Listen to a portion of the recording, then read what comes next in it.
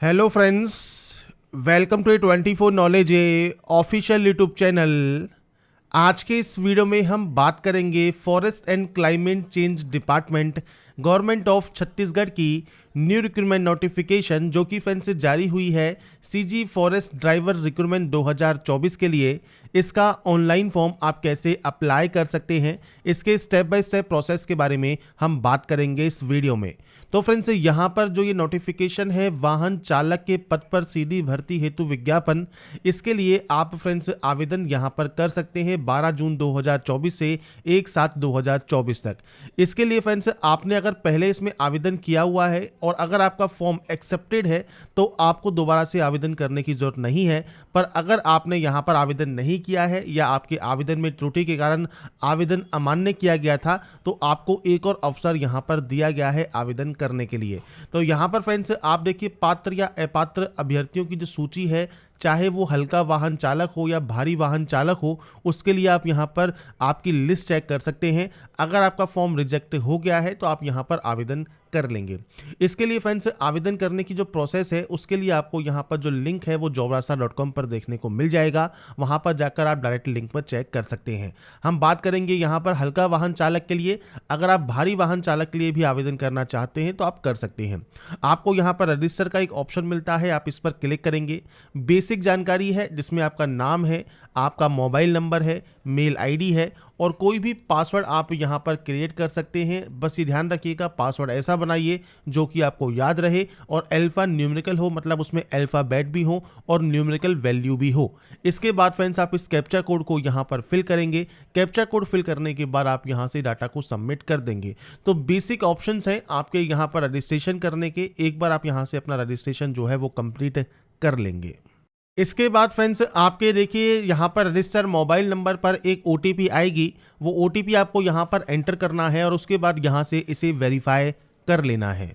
Verify करने के बाद आपका देखिए जो डैशबोर्ड है ये ओपन हो जाएगा और यहाँ पर जो फ्रेंड्स वैकेंसी है उसकी जानकारी आपको मिलेगी। परमानेंट वैकेंसी है, माध्यमिक स्कूल परीक्षा मतलब 10th क्लास पास आउट होना आपका ज़रूरी है।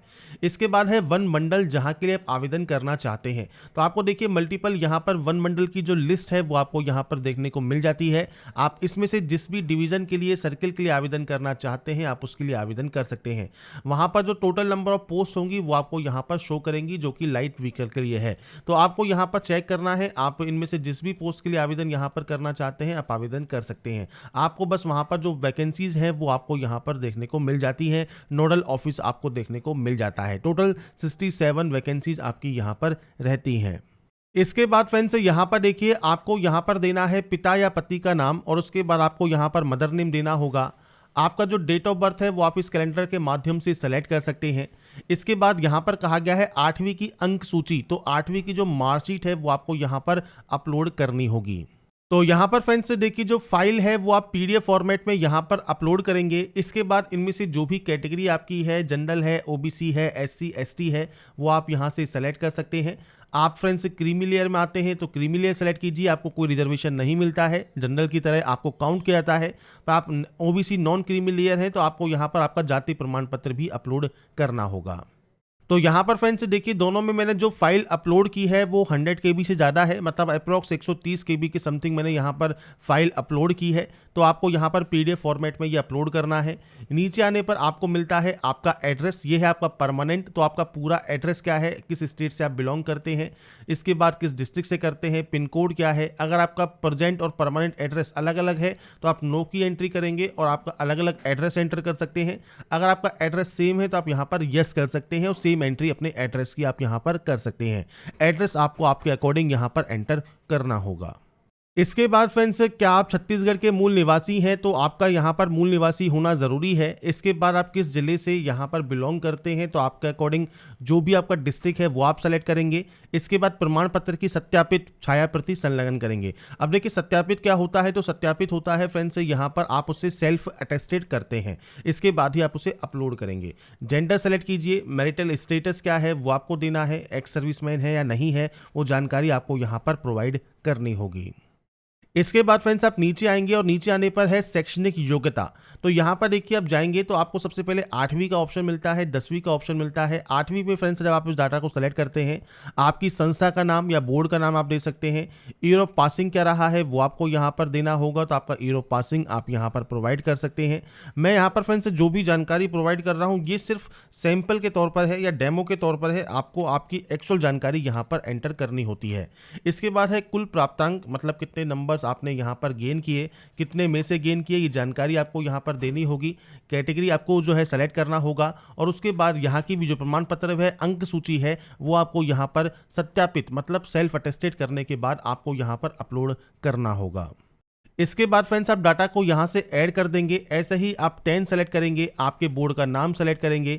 इसके बाद आपका ईयर ऑफ पासिंग क्या रहा है वो आपको यहाँ पर सेलेक्ट करना है। इसके बाद सेम आपके नंबर्स की आपको यहाँ पर एंट्री करनी होगी और उसके बाद फ्रेंड्स यहाँ पर आपको श्रेणी सेलेक्ट करके यहाँ से इसे ऐड कर देना होगा।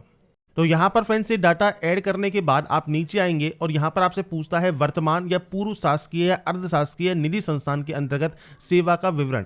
तो फ्रेंड्स आपके पास जो एक्सपीरियंस है वो रिक्वायर्ड है उस पोस्ट के लिए। अब यहाँ पर आपको देना है फ्रेंड्स पोस्ट का नाम, जिस पोस्ट पर आपने काम किया, विभाग कौन सा था, वो गवर्नमेंट था, सेमी गवर्नमेंट था या प्राइवेट सेक्टर था। इसके बाद जिस ऑफिस में आप काम करते थे वहाँ का ऑफिस का नाम क्या था, आपका पे स्केल या बेसिक पे क्या था, कब से कब तक आपने यहाँ पर काम किया, और इसके बाद फ्रेंड्स आप इसे यहाँ पर ऐड कर सकते हैं। अगर आपके पास मल्टीपल कंपनीज में भी एक्सपीरियंस है तो आप मल्टीपल कंपनीज को या ऑर्गेनाइजेशन को यहाँ पर ऐड कर सकते हैं। तो ये फ्रेंड्स एक्सपीरियंस यहाँ पर देना ज़रूरी है। इसके बाद नीचे आप आते हैं तो देखिए कम से कम 2 वर्ष या उससे अधिक अवधि का आपके पास अनुभव प्रमाण पत्र यहाँ पर होना चाहिए, जो कि आप ब्राउज पर क्लिक करके फाइल को अपलोड करेंगे।